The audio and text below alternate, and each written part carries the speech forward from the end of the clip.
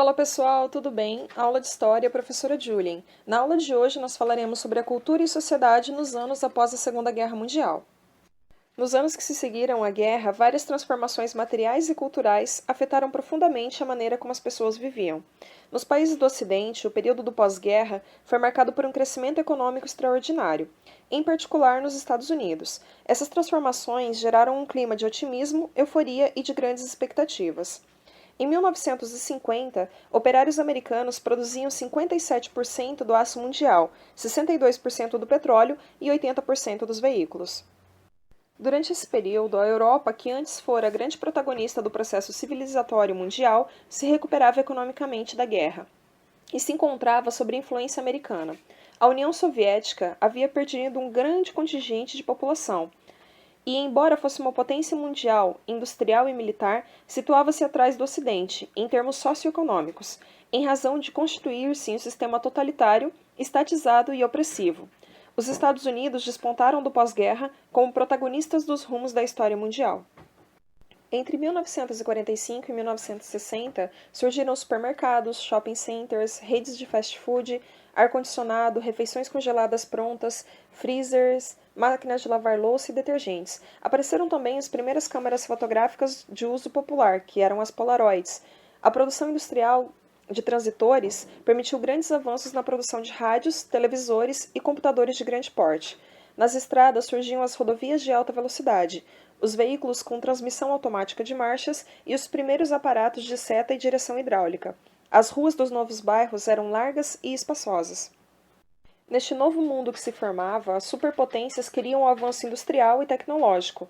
No entanto, refletiam a radical diferença entre dois modos de vida em competição, o American Way of Life e o comunismo marxista-leninista. Ocorreu, por exemplo, um grande aumento no número de automóveis. Os automóveis pareciam satisfazer a ânsia americana por liberdade, independência e individualismo. A melhoria na locomoção facilitou a criação de subúrbios, bairros residenciais gigantescos e espaçosos, desconectados do centro das grandes cidades. Os primeiros subúrbios foram construídos antes da era dos automóveis, quando a mobilidade era garantida por trens. Esses subúrbios eram apenas para as pessoas mais ricas. Então vieram os carros. Combinado com a prosperidade econômica do pós-guerra, o automóvel permitiu uma verdadeira explosão dos subúrbios. Porém, a construção em massa gerou um aglomerado de loteamentos sequenciais espalhados em enormes pedaços de terra. Conforme as pessoas iam se mudando para os subúrbios, as cidades ficavam vazias durante o dia. Com o tempo, o centro das cidades ficaram todos os dias desertos após as 18 horas. Passou então a enfrentar um grande problema de degradação urbana e aumento da criminalidade. O subúrbio trazia, é claro, grandes vantagens: privacidade, facilidades práticas e qualidade de vida, além da proximidade com os grandes centros urbanos. Mas veio a um custo enorme. Os principais impactos negativos dessa mudança foram a falência de lojas e hotéis nos centros das cidades, das empresas de ônibus e bondes, do transporte férreo e uma enorme dependência da economia americana do petróleo, sem falar do sedentarismo e da segregação entre pessoas e comunidades. Já a cidade ideal comunista era aquela que não precisava restaurar hábitos e práticas do meio rural, como faziam os subúrbios americanos. Os autores acusavam essa proposição de ser uma adaptação do naturalismo burguês, contrário às fundações ideológicas do comunismo. No lugar disso, eles propunham a nova unidade de moradia, a NUM. A proposta seria organizar a cidade em um sistema dinâmico, racionalmente planejado, baseado em núcleos. Cada núcleo corresponderia às necessidades básicas do ser humano. A igualdade das classes seria garantida pela padronização de todas as construções em todos os lugares. Sua principal marca era a repetição uniforme de apartamentos entalhados em grandes blocos de concreto, intercalados por áreas públicas e separados por setores comerciais, industriais e de serviço. Já no campo social, a sociedade americana foi um laboratório de transformações sociais fundamentais do mundo moderno.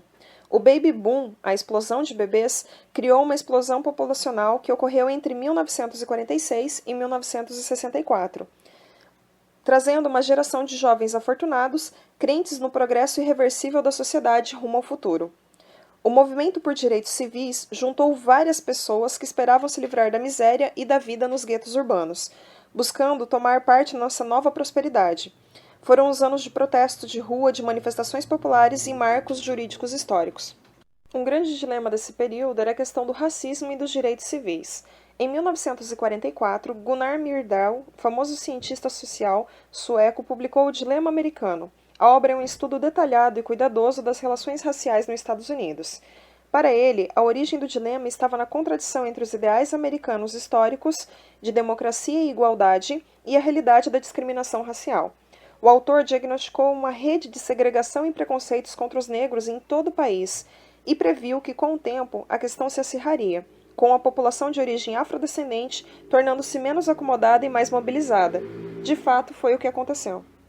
O racismo e a noção de supremacia branca eram questões históricas que assolavam os Estados Unidos desde a escravidão colonial. Leis estaduais demandavam a segregação entre brancos e negros em igrejas, parques, escolas, ônibus, banheiros, restaurantes, clubes e até mesmo em bebedouros públicos. Algumas leis proibiam o casamento interracial. Nas escolas, crianças negras sofriam pesada discriminação e situações de humilhação institucional. Nas cidades, a população negra vivia em guetos. A população, por sua vez, convivia confortavelmente com a contradição entre a liberdade americana e a crença da supremacia branca. Esse quadro começou a se alterar nos anos imediatamente seguintes à Segunda Guerra. A mecanização das plantações forçou massas gigantes de imigrantes negros a buscarem oportunidades nas cidades. Em geral, suas condições de vida melhoraram. Além disso, o ambiente pós-Segunda Guerra deu abertura para lutas contra o racismo. Afinal, a luta na Europa fora contra o regime racista, o nazismo alemão. Assim, com o tempo, diversas associações civis surgiram para mobilizar a população negra contra a discriminação institucionalizada. A mais importante delas foi a Associação Nacional para o Progresso de Pessoas de Cor.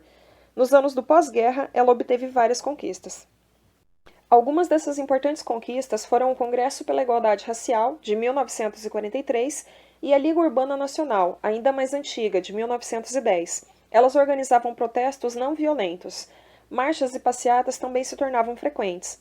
Mudanças profundas, porém, vieram apenas após 1956, quando o movimento ganhou projeção nacional. 4 fatores diferentes ajudaram na formação do movimento por direitos civis: a mudança demográfica e social da população negra, que se tornou mais próspera e mais numerosa, a pressão exercida pelas associações civis, líderes fortes e, por fim, decisões históricas da Suprema Corte Americana que vieram a consagrar a igualdade legal entre brancos e negros. Entre essas decisões históricas, a mais rememorada é a Brown versus Mesa de Educação, de 1954, que derrubou a segregação racial nas escolas. Somente bem mais tarde, os atos de direitos civis decretados entre 1964, 65 e 68 declararam ilegal qualquer discriminação de direitos em virtude de raça e cor no território americano.